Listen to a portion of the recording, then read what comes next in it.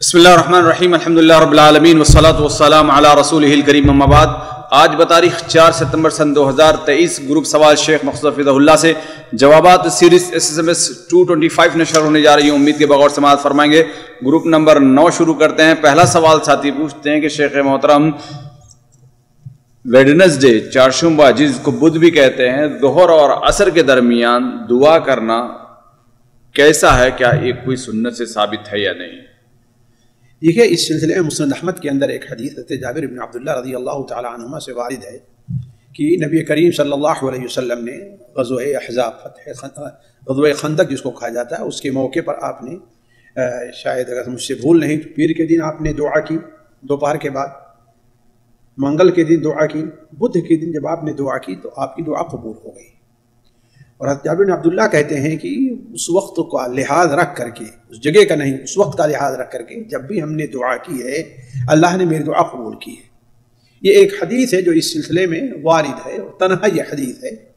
اس حدیث کے پر عمل کرتے ہوئے بعض علماء اس طرف گئے ہیں کہ اگر کوئی شخص بدھ کے دن ظہر کے بعد اگر دعا کرتا ہے تو یہ وہ وقت ہے جو دعا کی قبولیت کا ہے، لیکن دل اس کے اوپر مطمئن دو وجہ سے نہیں ہوتا ہے۔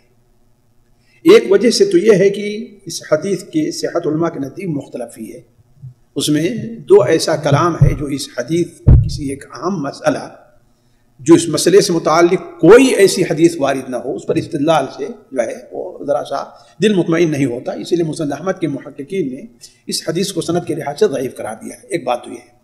دوسری بات یہ ہے کہ اس میں کہیں یہ دلیل نہیں کہ اللہ کے رسول اس وقت کا قصد فرمایا ہے۔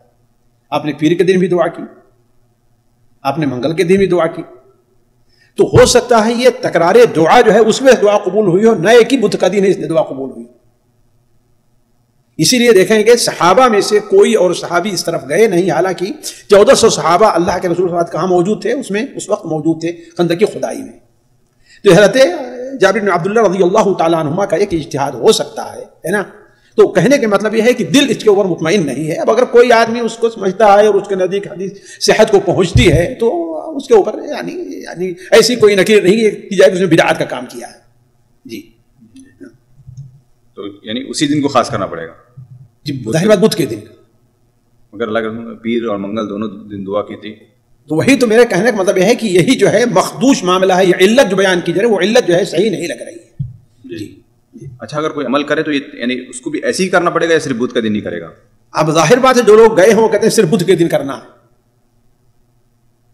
صرف بدھ کے دن یوم الاربعاء کو ظہر کے بعد۔ جی جی جی، یعنی وہ پوری سنت لینا ضروری نہیں ہے۔ جی جی جی، اصل میں دعا کی قبولیت کا تو اس سے جہاں تکرار کا معاملہ ہو تو دن کی کوئی خصوصیت ہی نہیں رہ جائے گی۔ آپ صلی اللہ علیہ وسلم اذا دعا دعا ثلاثا۔ جی، اگلا سوال ہے، ساتھی پوچھتے ہیں کہ صلاۃ الاوابین جو ہے اس کے پڑھنے کا مناسب وقت کون سا ہے؟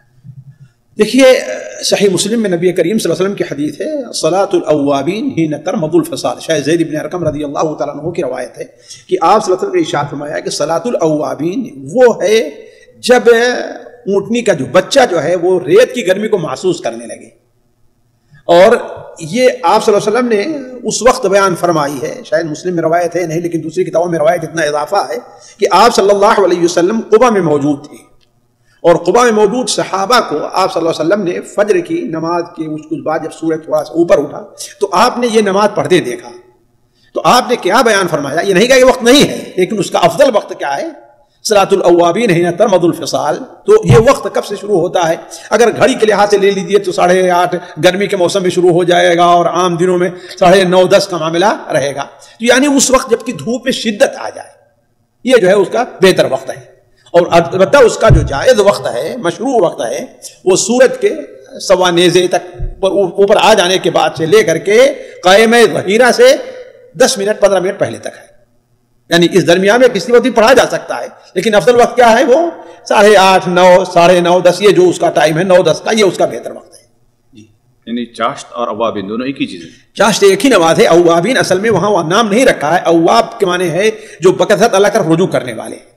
جی، مگر چیز دونوں ایک ہی ہے۔ ہاں، آپ نے صلاۃ الاوابین یعنی اواب لوگوں کی نماز کون سی ہے، یہ نہیں ہے کہ الصلاۃ الاوابین، نہیں کہا کہ وہ نماز جو اوابین ہے نا، آپ نے کیا بیان فرمایا؟ صلاۃ الاوابین۔ جی یعنی مطلب اگر کوئی چاشت کی اگر پابندی کرنا چاہتا تو ہے وہی نماز چاشت کی ہوا بھی نہیں، الگ سے کوئی نماز نہیں ہے. جی.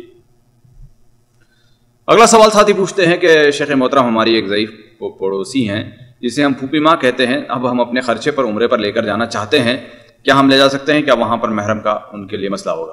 بھائی دیکھیے، میں اس سلسلے میں جس بات پر مطمئن ہوں وہ یہ ہے کہ اگر وہ بڑی عمر کی ہیں، ایسے ہوتا ہے، اور خاص طور پر پڑوس کی رہنے والی ہیں اور بچپن سے وہ تکلف نہیں رہا ہے، یعنی ایک جو اجنبی سے متعلق بسا اوقات غلط جذبات کا اس کا امکان بہت کم رہتا ہے، اور خاص طور اس عمر کی پہنچ جانے کے بعد پھر آپ کے ساتھ جو ہے مثال کے طور پر اگر آپ کی کوئی محارم وغیرہ ہیں جا رہی ہیں تو انشاءاللہ اس میں کوئی حرج نہیں ہے، اللہ تعالیٰ آپ کو اجر سے نوازے گا. لیکن یہ کہ جوان عمر کی ہوں یہ ہوں تو ایسی صورت میں جو ہے وہ محرم کا ہونا ضروری ہے، الا یہ کہ وہاں پہنچنے کے بعد کوئی محرم ان کے ساتھ رہا کرے. جی. اگلا سوال ساتھی پوچھتے ہیں، شیخ عقیقے میں بڑے جانور ذبح کرنے کا کیا حکم ہے؟ اس کی کیا دلیل ہے؟ اور اگر بڑے جانور کو اختیار کیا جائے تو کیا اس میں بھی جیسے قربانی کی طرح 7 حصے بھی ممکن ہے؟ اصل میں دیکھیے، بعض مسائل ایسے ہوتے ہیں جس میں اختلاف کی گنجائش رہا کرتی ہے. اصل یہ ہے کہ اللہ کے رسول صلی اللہ علیہ وسلم سے جو قول وارد ہے وہ شاہ کے بارے میں ہے. شاہ اس کا ترجمہ ہمارے یہاں تو کیا کہتے ہیں؟ بکری کرتے ہیں. اور آپ صلی اللہ علیہ وسلم کا جو عمل ہے وہ کبش ہے، یعنی آپ نے جو کیا تھا وہ دمبا ذبح کیا تھا حسن اور حسین کی طرف سے. یہ آپ صلی اللہ علیہ وسلم کا قول اور یہ آپ کا عمل ہے، اور یہی سب سے بہتر طریقہ ہے. للغلام شاتان عن الجاریت شاہرۃ، یہ سب سے بہتر طریقہ ہے، اور اسی طریقے کے اوپر انسان عمل کرے، یہ اختلافات سے بچنے کا سب سے احتیاط محتاط طریقہ ہے. اب آتی ہے دوسری بات کہ آیا اگر کوئی بڑا جانور کرنا چاہے تو اس کی گنجائش ہے کہ نہیں. دیکھیے، اس سلسلے میں جہاں تک ہم نے سمجھا ہے میں سمجھتا ہوں کہ گنجائش ہے کئی اعتبار سے. ایک اعتبار سے تو یہ کہ شاد کا لفظ عربی زبان میں جس کے اوپر بولا جاتا ہے وہ صرف بکری کے بچے کے ساتھ خاص نہیں ہے، بلکہ اس میں شامل ہے ہرن اور اونٹنی کے جو بچے ہیں سارے اس کے اندر شامل ہیں. تو اگر لغت کے اندر وسعت دیکھی جائے، دیکھیے عرفی شرعی عرف کے اندر اس سے صرف بکری مراد ہوتی ہے، لیکن لغت میں اس کا اطلاق اور پر ہوتا ہے. ایک چیز. دوسری چیز یہ ہے کہ صحابہ سے یہ وارد ہے کہ انہوں نے بڑے جانور قربان کیے ہیں، ہے نا. ظاہر بات ہے ہم میں سے یہ لوگ بڑی آسانی سے بعض لوگ جذباتی ہوتے ہیں اور کہتے ہیں کہ ہم صحابہ کی فہم کے مکلف نہیں ہیں. یہ چھوٹی مور بڑی بات ہے. صحابہ وہ ہیں کہ اللہ کے رسول صلی اللہ علیہ وسلم سے ڈائریکٹ مخاطب رہے آپ ان سے. آپ کے کلام کو زیادہ کون سمجھے گا؟ صحابہ. ہاں یہ الگ مسئلہ ہے کہ اگر صحابہ کا باہم اختلاف ہو جائے تب تو کسی ایک صحابی کی حجت دوسرے پر نہیں ہوگی، ہمارے لیے نہیں ہوگی. لیکن صحابہ سے اس کے خلاف جو ہے اگر مروی نہ ہو تو صحابہ کا عمل حجت مانا جائے گا، ہے کہ نہیں. اور میں جہاں تک ابھی یاد ہے واللہ عالم، مزید مراجعہ و تحقیق کی ضرورت ہے، لیکن یہ ہے کہ حضرت انس بن مالک ہیں، حضرت عائشہ، ان لوگوں سے بڑے جانور کا عقیقہ وارد ہے، جیسے کہ مجموع الزوائد وغیرہ میں وہ روایتیں موجود ہیں. تو اس لیے یہ کہا جا سکتا ہے کہ بڑے جانور کا بھی عقیقہ کیا جا سکتا ہے، لیکن پھر وہی میں کہوں گا بہتر کیا ہے وہ چھوٹا جانور. دوسرا مسئلہ آتا ہے کیا اس کے اندر شرکت ہے کہ نہیں ہے. اس سلسلے میں حنابلہ اور خاص طور امام القیم رحمہ اللہ اور اس سے متاثر ہو کر کے ہمارے بہت سے اہل حدیث اسی طرف گئے ہیں، جیسے شیخ الحدیث برکپوری رحمہ اللہ وغیرہ ہیں، کہ اس میں شرکت نہیں ہے. اس لیے کہ اصل چیز کیا ہے، وہاں پر بدلہ ہے کس کا؟ ایک سر کا اور ایک جان کا بدلہ ہے. کل غلام مرہون بعقیقتہ، ہے نا. تو یہاں پر ایک جان مستقل ہے جس کی طرف کیا جا رہا ہے. اسی طریقے سے جس کو عقیقے میں ذبح کیا جائے اس میں بھی کیا ہونا چاہیے؟ ہونا چاہیے. یہ قیاس ہے. اور حضرت انس بن مالک رضی اللہ عنہ وارد ہے، انہوں نے کہا کہ اونٹ کا یہ نہیں کہ اونٹ کا ایک حصہ جو ہے ذبح کیا تھا. دوسری طرف جو جمہور علماء ہیں اور انہی کی تائید شیخ ابن باز رحمہ اللہ نے بھی کی ہے. میں مسئلہ اس لیے بتا دے رہا ہوں کہ تاکہ معلوم رہے کہ یہ مسئلہ اختلافی ہے اور یہ نہیں ہے کہ اس کو بنیاد بنا کر کے کیا ہوتا ہے ہمارا اور تمہارا عقیقہ تو ہوا ہی نہیں. بہت لوگ کہتے ہیں، اب سوالات آتے ہیں کہ ہمارا عقیقہ گائے میں ہوا تھا، کیا میں دوبارہ اپنا عقیقہ کروں کہ نہ کروں، اس لیے کہ عقیقے میں شرکت نہیں ہوتی. نہیں بھائی، اس بات کی گنجائش رکھنی چاہیے جہاں علماء، اس لیے کہ عقیقے کے مسائل اس میں عقیقہ بہت کم وارد ہیں. زیادہ تر علماء نے کس پر قیاس کیا ہے؟ قربانی پر، اس لیے کہ وہ بھی ایک نسیکہ ہے اور یہ بھی ایک نسیکہ ہے. ایک جانور ہے جو اللہ کے تقرب کے لیے ذبح کیا جا رہا ہے، اور یہ بھی ایک جانور اللہ کے تقرب کے لیے ذبح کیا جا رہا ہے، لہذا وہی شروط جو ہے یہاں پر لا کر کے رکھتے ہیں. تو اگر کسی نے کر دیا ہے یا کوئی اس مسلک پر اس کا دل مطمئن ہے کرتا ہے، تو ہم یہ نہیں کہتے وہ اس کو ناجائز کر رہا ہے یا بدعت کر رہا ہے. لیکن اصل یہ ہے کہ دونوں باتیں لینے، عقیقہ کس میں ہونا ہے، چھوٹے جانور کو ہونا چاہیے، یہی بہتر اور احوط طریقہ ہے. آپ صلی اللہ علیہ وسلم کے قول اور فعل سے زیادہ اسی کی تائید ہوتی ہے. اور دوسری چیز یہ ہے کہ اگر بڑے میں کرنا ہے تو سر کا مقابلہ کیا ہے، سر ہے، لہذا مکمل ہی کیا جائے. واللہ اعلم. جی جو 7 حصے ان کی کیا دلیل ہے جائز قرار؟ ہم نے وہی تو کہا نا کہ انہوں نے قربانی پر قیاس کیا ہے. عقیقے کے زیادہ مسائل کس پر ہیں؟ جانور کیسا ہوگا جو قربانی میں دبا، نسیکہ یہ بھی ہے، نسیکہ وہ بھی ہے. اس لیے کہ آپ صلی اللہ علیہ وسلم نے قربانی کے متعلق بیان فرمایا ہے کہ ان بقرۃ ان سبع، یعنی ایک بکرا جو ہے وہ کیا ہے، 7 بکریوں کے برابر ہے. تو جب اسے اللہ کے رسول صلی اللہ علیہ وسلم نے 7 بکریوں کے برابر شمار کیا تو وہ جو ہے گویا کہ 7 کی طرف سے جہاں قربانی ہو سکتی ہے وہاں عقیقہ بھی ہو سکتا ہے. جی یہاں پر ایک اور سوال تھا کہ جو صحابہ کرام رضوان اللہ علیہ مجمعین نے جنہوں نے بھی کیا ہے، یعنی اونٹ وغیرہ، وہ نبی کریم صلی اللہ علیہ وسلم کے دور میں یا بعد میں کب کیے ہیں؟ ظاہر بات اس کا تو مسئلہ مشکل، لیکن ایسا ایسی ہی راہ روایات سے کہ آپ کے بعد کیا ہے، آپ کے زمانے میں نہیں کیا. جی یعنی آپ کے زمانے میں ایسا کوئی ثبوت ملتا ہی مجھے نہیں؟ واللہ عالم میرے نظر میں نہیں ہے، واللہ عالم میری نظر میں نہیں ہے. اس کے لیے مصنفات کو اگر کھنگالا جائے، کوئی اس مسئلے کی الگ سے لے کر کے تحقیق کرے. جانتے ہیں بہت سی جزئیات ہیں جو عام کتابوں میں نہیں پائی جاتی ہیں، جو مصنفات ہیں جس میں آثار وغیرہ ہیں ان میں ان کی تفصیلات پائی جاتی ہیں. واللہ عالم. جی تو اس طریقے یہ اصول کہاں سے لایا گیا کہ قربانی کے سارے مسائل عقیقے کے لیے قربانی سے لیے جائیں، یعنی عقیقے کے سارے مسائل قربانی؟ آپ نے توجہ نہیں دی. ہم نے اسی وقت کہا تھا کہ ایک نسیکہ جس طریقے سے قربانی ہے، ایسے ایک نسیکہ عقیقہ بھی ہے. نہیں مطلب سارے مسائل لیے جائیں گے اسی سے؟ جی عام تو سارے مسائل لیے گئے. حتیٰ کہ بہت سے علماء نے تو یہ کہا ہے کہ جس طریقے سے قربانی کے گوشت میں 3 حصے کیے جائیں، ویسے ہی 3 حصے کا معنی یہ ہے کہ 3 جگہوں پر تقسیم ہے کہ برابر برابر 3، ایسے ہی عقیقے میں بھی کرنا چاہیے. اس کا چمڑا، اس کا اور اس کا جو کاٹنے والا ہے، سب چیز جو ہے اسی میں انہوں نے اس کو لیا ہے.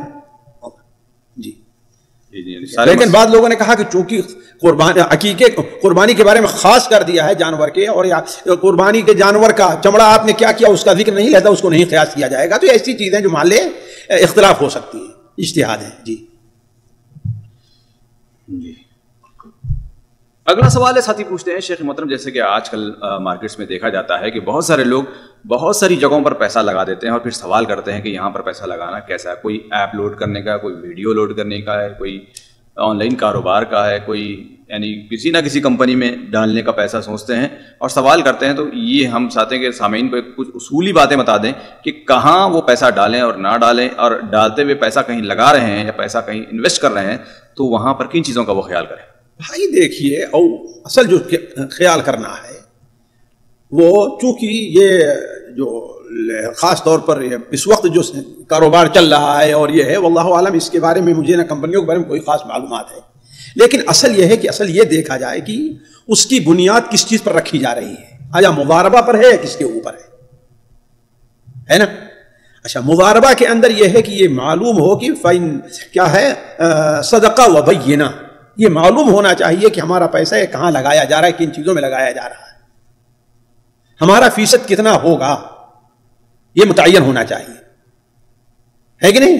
اور نفع اور نقصان دونوں کے اندر شراکت یہ ہونا چاہیے، ہے کہ نہیں؟ لیکن یہ ہو کہ ہاں بھائی ہم لے رہے ہیں لیکن ہم کہاں لگا رہے ہیں اور کیا کن اصول پر ہم تجارت کر رہے ہیں. ہو سکتا ہے کہ مثال طور پر جائز جگہ پر لگا رہے ہیں، لیکن جس اصول پر اس جائز چیز چاہے چاول ہے یا لوہا ہے یا کوئی تجارت کر رہے ہیں وہ اصول، یا سونا ہے اس کی تجارت جو ہو رہی وہ کیا ہے، وہ اصول غلط رہے ہوں.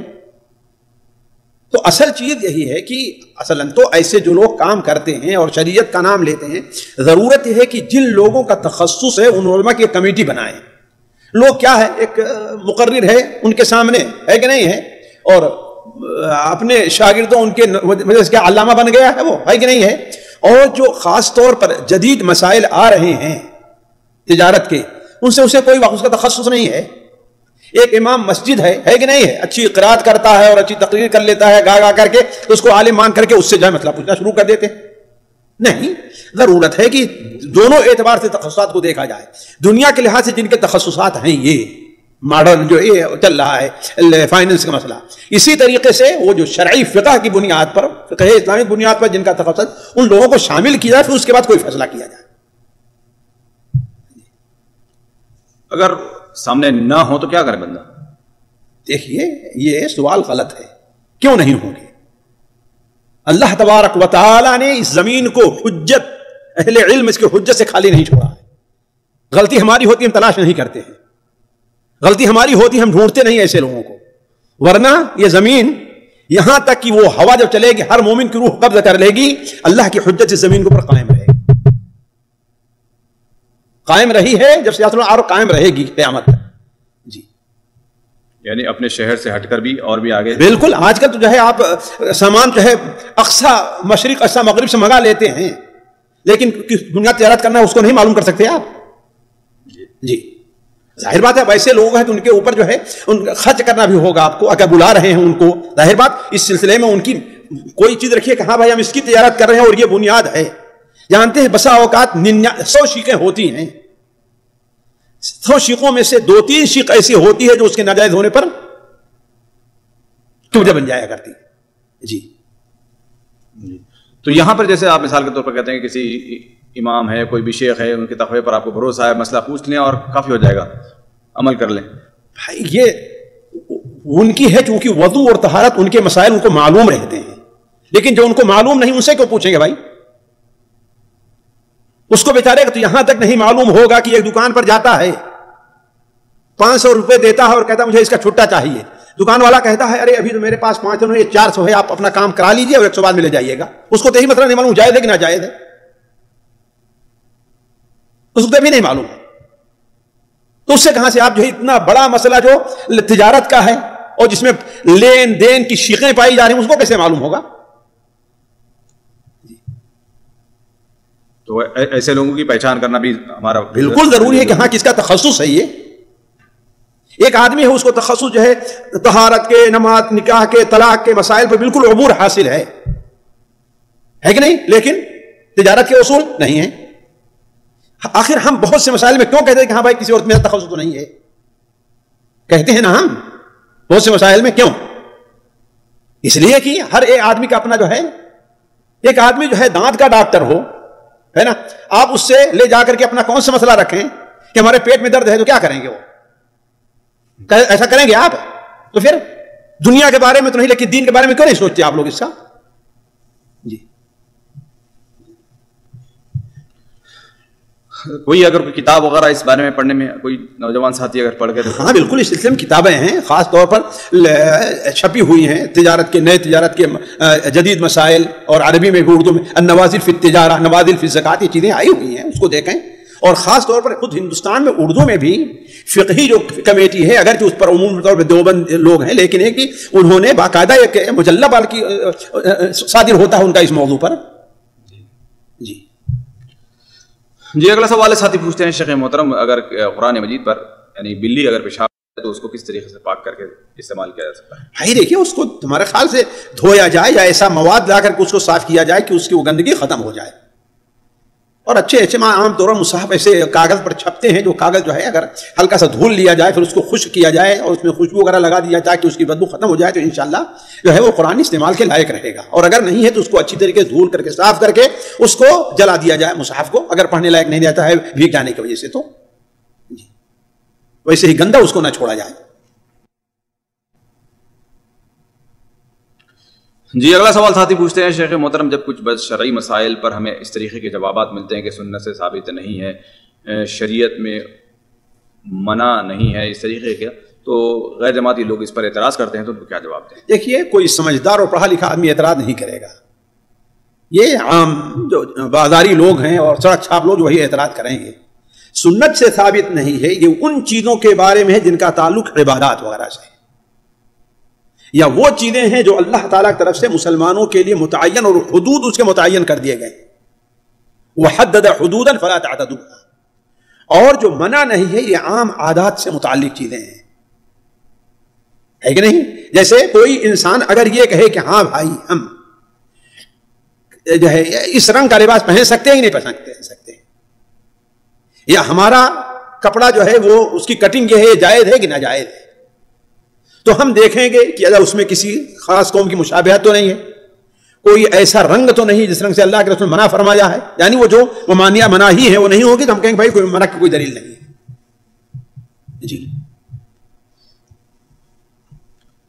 جی اگلا سوال ہے، ساتھی پوچھتے ہیں شیخ محترم جس کی بیوی اگر اس کے ساتھ نہ ہو اور وہ طلاق لینا چاہتا ہو تو ایسی صورت میں حیض کا تو پتہ نہیں چلتا ہے، تو کیسے کس حالت میں طلاق دے گا؟ اور اسی طریقے سے اس میں ایک سوال یہ بھی ہے کہ اگر طلاق رجعت ہو تو طلاق رجوع نہ کر لیا جائے تو کیا وہ بائن کہلائے گی یا پھر اس میں بھی نکاح کا اختیار ہوگا؟ بھائی دیکھیے، پہلا جہاں تک مسئلہ ہے، یہ مسئلہ صرف آپ سے تعلق نہیں تھا، بیوی سے بھی تعلق رکھتا ہے۔ اگر امکان ہے تو اس کے بارے میں کیا کریں، آپ پتہ لگائیں، ہے کہ نہیں؟ اگر امکان ہے، اور اگر ایسا ہو کس قدر اختلاف ہو کہ امکان رہ ہی نہیں جائے، تب تو ٹھیک ہے، آپ وہ اس حکم میں آئے گا بدرجہ مجبوری کی، گویا اس کو حیض آتا ہی نہیں، بدرجہ مجبوری میں کہہ رہا ہوں، ہے کہ نہیں؟ اور اگر جو ہے اس کی عدت گزر جائے، آپ نے طلاق دی، عدت گزر جائے اور آپ نے طلاق دی ہے، تو وہ عدت گزرنے کے بعد وہ آپ سے اجنبی ہے نا؟ آپ اگر دوبارہ اس کے ساتھ شادی کرنا چاہیں تو پیغام دیں، اگر وہ اور اس کے ولی راضی ہوتے ہیں تو شادی کر لیں، ورنہ اس کو اختیار کہیں دوسری جگہ میں شادی کریں۔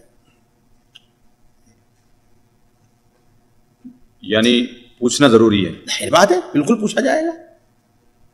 جی جی اگلا سوال ہے، ساتھی پوچھتے ہیں کہ شیخ محترم اگر کسی کی ظہر کی 4 رکعت اگر سنت چھوٹ جائے تو فرض کے بعد پڑھ سکتا ہے یا نہیں؟ پڑھ سکتا ہے، کوئی حرج نہیں ہے، لیکن فرض کے بعد پہلے بعد والی سنت پڑھے گا تاکہ وہ مؤخر نہ ہو، اس کے بعد جو ہے پہلی والی سنت پڑھے گا۔ جی اس لیے کہ وہ صحیح مسلم میں آپ لوگوں کو یاد ہے کہ اللہ کے رسول صلی اللہ علیہ وسلم کی ظہر کی بعد والی سنت چھوٹ گئی تو آپ نے کب پڑھی ہے؟ عصر کے بعد پڑھی ہے، لہذا پڑھی جا سکتی ہو۔ جی اگلا سوال ساتھی پوچھتے ہیں، شیخ محترم ایک لڑکی جس کا خلا ہو کر تقریباً 10 سال ہو چکے ہیں، اب والدین رشتہ کرنا چاہتے ہیں، وہ چاہتے ہیں کہ وہ قریب میں کریں، اس کی وجہ سے ان کا نکاح بھی نہیں کرتے ہیں، اور لڑکی اگر کہیں سے سلفی رشتہ اگر ڈھونڈ کے لاتی ہے یا آ بھی جاتا ہے تو کہتے ہیں کہ نہیں دور ہے، ہم دور نہیں دیں گے، تو لہٰذا کبھی ان کے منع اور کبھی ان کے منع سے نکاح نہیں ہو رہا ہے، تو ایسی صورت میں جب یعنی لڑکی کے والدین نہ دیندار کو دیکھتے ہیں نہ ہی اس بارے میں کوئی خاص دلچسپی رکھتے ہیں، تو ایسی صورت میں کون ان کا ولی بن سکتا ہے اور کہاں تک یہ مسئلہ آگے جا سکتا ہے؟ بھائی دیکھیے، والد نہیں تو بھائی ہے کہ نہیں ہے، والد بھائی کو راضی کرے، والد صاحب سے کہیں بھائی دیکھیے آپ جو ہے اگر جو مناسب آ رہا ہے جس کے اوپر میں راضی نہیں کرتے ہیں تو میں بھائی میرا رشتے دار سارے ہی اگر اسی طریقے کے ہیں ٹھیک ہے، پھر السلطان ولی و ملا ولی اللہ، نہیں تو کون ہے گا جو جماعت کے امیر ہیں وہیں کے یا کہیں کے؟ ہاں ظاہر بات ہے، اس سلسلے میں جانتے ہیں علاقے میں کچھ سرکردہ لوگ رہتے ہیں، ان کی بات سنی جاتی ہے اور مانی جاتی ہے کہ نہیں؟ کسی کو لوگ بطور مفتی کے قبول کے بات اس کے پاس جائے، وہ نکاح کر دے، ان کے والدین پر زور ڈالے، بھائی زور ڈالے کہ دیکھو بھائی ایسا ہے، کرتے ہو جہاں ہم اس کی شادی کر دیں گے۔ جی تو یہ وہاں کے ہی لوگوں کے اختیار ہے یا دوسرے شہر کے بھی لوگوں کو اختیار ہوگا اس کا؟ بھائی دوسرے شہر کے لوگوں کو کیا معلوم کہ مسئلہ کیا ہے؟ اگر دوسرے شہر کا کوئی ایسا آدمی ہو جو وہاں کے لوگ اس لائق مناسب نہیں ہے، یا وہاں کا مثال کو ہوتا ہے قاضی ہو اور جو ہے باپ سے دب رہا ہو سکتا ہے نا، اس کا لحاظ کر رہا ہو، تو ٹھیک ہے دور کو بلائے اور ڈالے کہ یہ مسئلہ ہے، ورنہ آج کل کورٹ میں کیس کریں، بدرجہ مجبوری جو ہے وہ اس کو اپنا لے جانا جائز ہوگا۔ جی یعنی مثال کے طور پر ایسے ہوتا ہے کہ یہاں جماعت کے لوگ ہیں، کمزور ہیں، زیادہ کوئی ایکٹیو بھی نہیں ہے، تو ڈسٹرکٹ کے لوگ جو ہے نا وہاں کے جو ذمہ دار ہیں وہ سرکردہ ہیں، وہ متحرک ہیں، لہذا وہ آ کر ولی بن سکتے ہیں؟ بالکل بن سکتے ہیں، لیکن ظاہر بات ولی بننے کے لیے پہلے والد کو سمجھانا ہوگا، بتانا ہوگا، اگر نہیں مانتے ہیں تو ٹھیک، صرف والد کو یا سب کو سمجھانا ہوگا؟ نہیں اصل ذمہ دار والد ہے۔ جی اگر والد نہیں سمجھتے، والد نہیں ہے تو ٹھیک ہے، اس سے کہے، دھمکی دے، نہیں کرتے ہم شادی کر دیں گے، تو کر دیں شادی۔ تو پھر بھائی چاچا سب بھائی اسی صورت میں ہے کہ والد نہ ہو تو بھائی کے پاس وہ آئے، خود جائے، وہ خود جائے، کون لڑکی کہے کہ چاچا جیسی صورت حال ہے اور ہمارے والد نہیں چاہ رہے ہیں۔ خیر یہ تو پروسیس ہو گیا، سمجھ میں آ گیا، لیکن اب امیر صاحب کو کن کن تک جانا؟ نہیں، وہ صرف والد تک رہیں گے، اس لیے کہ اصل وہ ذمہ دار ہے، اب یہ نہیں پورا ڈھونڈتے پھرے کون کون رہا ہے۔ جی اگر وہ کسی کو بنا دیں کہ اپنے بھائی کو لے تم جو ہے اس کی شادی کر دو، چچا ہے اس کو شادی کر دو، تو یہ چیز کافی ہو جائے گی۔ اگلا سوال ہے، ساتھی پوچھتے ہیں کہ شیخ محترم آن لائن نکاح کا کیا حکم ہے اور اس کا کیا طریقہ کار ہے؟ بھائی دیکھیے، آن لائن نکاح اگر وہ شروط پورے ہو رہے ہیں اور دھوکے کا امکان کم ہے تو یہ چیز جائز ہے، لیکن میں پھر بھی کہتا ہوں کہ اس سے پرہیز ہونا چاہیے، اس لیے کہ بعد میں اس کے نتائج غلط نکلتے ہیں۔ لڑکا کہتا ہے ہم نے تو ٹھیک سے دیکھا، بہانہ بنا لیتے ہیں، ہم نے تو ٹھیک سے دیکھا ہی نہیں تھا، ہے کہ نہیں، ہمیں کیا معلوم تھا، میں تو پہچانتا ہی نہیں تھا، ہمارے سے کہا گیا کہ ایسا ایسا ہے لیکن ہم نے دیکھا نہیں۔ تو اصل چیز یہ ہے کہ وہ ہونا چاہیے، لیکن بدرجہ مجبوری بسا اوقات ہوتا ہے، ہر طرف سے لوگ جانے اور پہچانے ہیں، خود سے رشتے دار ہوا کرتے ہیں، چچے ہیں، بھائی ہیں، پھوپھا ہیں، یہ ہیں وہ ہیں، تو ایسی صورت میں اگر شروط پورے ہوتے ہیں، یعنی ولی کی اجازت ہے، ولی کی موجودگی ضرورت ہے، ولی کی اجازت ضروری ہے، اس فرق کو سمجھنا چاہیے۔ ولی کی اجازت ضروری ہے، ولی کی موجودگی ضروری نہیں ہے۔ ولی کسی کو وکیل بھی بنا سکتا ہے وہاں کے لوگ، اور اگر آن لائن موجود ہے، ولی پہچانتے ہیں، سب لوگ پہچانتے ہیں، 2 گواہ ہے وہ بھی پہچانے ہوئے ہیں، تو ہو جائے گی شادی، کوئی حرج نہیں۔ تو نکاح کے وقت ہی ہونا کوئی ضروری ہے؟ یعنی نکاح کے وقت گواہ نہیں رہیں گے؟ نہیں، ولی کا نکاح کے وقت ولی کی اجازت ضروری، ہم نے کہہ دیا آپ سے نا۔ نہیں، آج کل فون بھی تو اعتبار ہے، مثال کے طور پر اگر یا 8 دن کے بعد نکاح ہونے والا ہے، 8 دن پہلے ولی نے کہا کہ چلے میری طرف سے اجازت، تو اجازت ہوئی کہ نہیں ہوئی؟ وہی کافی ہے۔ وہی میں کہہ رہا ہوں، ولی کے وجود ضرور، ولی کی اجازت ضروری ہے۔ وہ بھلے سے پہلے ہی دے دے، 10 سال پہلے کہا ہو کوئی بات نہیں، اتنا ہی کافی ہے، اتنا کافی ہے۔ شرط یہ ہے کہ بعد میں وہ مکر نہ گیا ہو تو وہ اس کی اجازت کافی ہے۔ یعنی 6 مہینے پہلے بات جی ہوئی، 6 مہینے، سال بھر پہلے، جی میٹنگ ہوئی، چلے ہم نے ہماری طرف سے اجازت ہے، میں رہوں یا نہ رہوں، تم کا نکاح کر دو۔ تو اب نکاح کے دن 6 مہینے کے بعد تو کسی کا ہونا ضروری ہے؟ ظاہر گواہ تو ہوں گے، نہیں ہوں گے گواہ، ٹھیک ہے گواہ ہوں گے، لیکن ولی کا ہونا ضروری نہیں ہے، بس ہے، کافی ہے۔ ہاں کافی ہے۔ تو پھر آن لائن کا چکر ہی ختم۔ کہاں آن لائن کا چکر کہاں ختم ہے؟ آن لائن کس کو ہے؟ بیوی تو دور ہے کہ نہیں دور ہے، وہ گواہ تو دور ہے کہ نہیں دور ہے؟ جی آپ یعنی پورا فل آن لائن بتا، اور کیا صرف کس کی آن لائن بات کر رہے ہیں؟ نہیں، ہم کبھی کبھی یعنی میرا ذہن جو بات کر رہا ہے کہ ولی آن لائن ہو جائے، نہیں، صرف ولی آن لائن تو کوئی بات ہی نہیں کرتا ہے، اصل آن لائن کی نکاح جو ہوتا ہے اس کی بات کرتے ہیں لوگ۔ جی اگلا سوال کچھ سوالات خواتین گروپ سے شامل کیا جاتا ہے۔ پہلا سوال بہن پوچھتی ہے کہ شیخ محترم، جیسا کہ آج کل ہمارے معاشرے میں جس کو BC کہہ لیں، چٹھی کہہ لیں، یا سوسائٹی کمیٹی یا جو بھی ہے، پیسے جمع کرتے ہیں اور قرآن اندازی کے ذریعے سے ایک شخص کو دیا جاتا ہے، لیکن اس میں ایک نئی شکل یہ آ رہی ہے کہ جو ایجنٹ ہے، جو ذمہ دار ہے، اس کا جو چلانے والا ہے، وہ سب سے 100 روپے یعنی 10,000 روپے 100 روپے لیتا ہے۔ کس لیے لیتا ہے؟ وہ اس کے کام کرنے پہ، تاکہ سب سے جمع کرنا ہے اور اس کو دینا ہے کسی ایک کو، تو اس کا کیا ہوگا؟ نہیں، وہ 100 روپے کس کے لیے لیتا، کس کام کے لیے؟ تاکہ سب سے پیسے جمع کرے، پھر جس کا قرآن اندازی سے نام نکلا اس تک وہ پیسے پہنچانے کا کام۔ نہیں، وہاں تو یہ ہے ہی نہیں، یہاں تو یہ ہے کہ یہ قرآن اندازی ہوگی تو اس میں سے وہ لے رہا ہے، تو اس کا مطلب ہے کہ قرآن کی وجہ سے کیونکہ پہلے لے رہا ہے اس لیے اس کو کم دیا جا رہا ہے، یہ چیز جائز نہیں ہے، یہ چیز جائز نہیں، وہ تو خیر وہ تو جائز نہیں ہے، لیکن یہاں پہ دوسری شکل ہے۔ ہاں اگر یہ شکل ہے کہ ہاں بھائی آپ لوگ جمع کر رہے ہیں، جتنا جمع کرتے ہیں ان میں سے میں 100 اور یہ کس کے لیے ہے؟ یہ تو کام چلانا ہے، ظاہر بات اس میں بہت چیزیں خرچ ہوتی ہیں، تو کوئی حرج نہیں ہے، جی تو کوئی حرج نہیں ہے۔ یعنی مثال کے طور پر کسی کو یعنی 10,000 ملنے تھے تو وہ 100 روپے اس میں سے رکھ لیتا ہے، پہلے سے بات طے ہے کہ سب سے 100 روپے ہم بھائی دیکھیے 100 روپے اس وجہ سے نہیں لینا چاہیے کہ تم پہلے لے رہے ہو، نہیں خیر وہ اس سے اس کا کوئی تعلق نہیں، ہاں تو کوئی حرج نہیں ہے، کوئی حرج نہیں، وہ سروس دے رہا ہے اس لیے کوئی حرج نہیں ہے، لے رہا ہے، جی اس میں کوئی حرج نہیں ہے، لیکن اس لیے کہ یہی ہونا چاہیے، وہ یہ سمجھیں گویا کہ میں اتنا دے رہا ہوں، جمع کر رہا ہوں اس کام کے لیے جو مجھے ملنا ہے، جو مجھے ملنا ہے وہ کیا ہے، اس نقطے کو ضرور ہونا چاہیے کہ اس میں سے اصل جو ہے وہ کیا ہے، اس جو پروسیس جو کام کرتے ہیں وہ اس میں خرچہ ہوتا ہے اس کے لیے، اور باقی جو ہے گویا میں کتنا دے رہا ہوں کمیٹی کے لیے اتنا ہی دے رہا ہوں، لیکن یہ کمیٹی کے لیے میں ایک دم دے رہا ہوں 1,000 اور پھر اس میں سے کم لینا جائز ہوگا۔ جی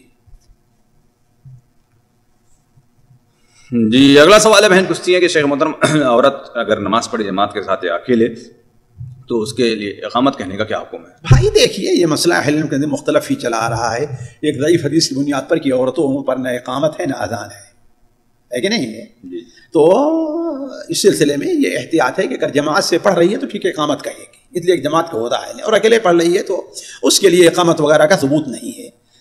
البتہ حضرت عائشہ رضی اللہ تعالی عنہا سے ہے کہ وہ جماعت سے پڑھاتی ہے تو اقامت کرتے تھے، لہذا اقامت وہ کہے گی۔ اگلا سوال ہے، بہن پوچھتے ہیں شیخ محترم دوسری شادی کرنا کیا ضروری ہے؟ اگر کوئی شخص یعنی ہے بھی اس کے پاس استطاعت لیکن اپنی بیوی سے محبت کرتا ہے، وہ نہیں کرنا چاہتا ہے، تو کیا گناہ گار؟ اللہ کے بندے، پہلی ہی شادی ضروری نہیں ہے، اگر اس کو مجبوری نہ ہو تو دوسری کی ضروری کہاں ہونے کا آئے گا، ہے کہ نہیں؟ اگر اس کے اتنی مجبوری نہیں ہے کہ گناہ میں پڑنے کا خطرہ ہے یہ ہے، تو پہلی شادی بھی ضروری نہیں، وہ سنت ہے، تو دوسری کہاں ضروری ہو کر اگر جو ہے ہاں، لیکن ایک بیوی کی محبت میں پڑھ کر کے وہ دوسری شادی نہیں کرتا ہے، لیکن نہ کرنے پہ گناہ کے اندر مبتلا ہو رہا ہے، تب تو اس کے اوپر گناہ ہوگا، ہے نا؟ اس لیے کہ ہر چیز کے حدود ہیں. مثال اتنی محبت کرتا ہے، وہ بیمار رہتی ہے، اس کی ضرورت کو پوری نہیں کرتی ہے، اور پھر اس کے لیے وہ ناجائز راستہ اختیار کرتا ہے، میں دوسری شادی نہیں کروں، مجھے بڑی محبت ہے بیوی سے، تو ظاہر بات یہ غلط ہے. لیکن یہ ہے کہ اس کی زندگی عام گزر رہی ہے، یہ ہے تو دوسری شادی میں تو کہتا ہوں سنت بھی نہیں، دوسری شادی صرف جائز ہے. یہ حاجت اور وقت ضرورت کا معاملہ ہے. جی سنت بھی نہیں ہے، سنت بھی نہیں ہے. اللہ کا رسول نے ترغیب دیا دوسری شادی کرنے کے لیے، دوسری شادی کرو. قرآن تو مسنا سے شروع کرتا ہے، بلکہ علماء کرام دلیل دیتے ہیں. ہاں تو مسنا سے شروع، وہ تو اجازت کے طور پر دیا گیا ہے نا، کہ اگر جو ہے تمہارا ایک سے کام نہیں چل رہا ہے تو ٹھیک ہے، مسنا وثلاثہ وہ بائیس کام کرو، تو اجازت بطور ہے نا، ایک حکم ہے. جی تو سنت نہیں کہیں گے؟ سنت نہیں کہیں گے، جائز کہیں گے، مباح ہے. اللہ کے رسول صلی اللہ علیہ وسلم کا عمل سنت نہیں بنے گا؟ بھائی آپ صلی اللہ علیہ وسلم کا عمل جو عبادات کے تئیں ہو، جو عبادات یا آپ اس کی فضیلت بیان کریں، اور جو عمل عبادات عادات سے تعلق رکھتے ہیں اس کی کوئی فضیلت نہیں ہے تو وہ جائز اور سنت نہیں کہلائے.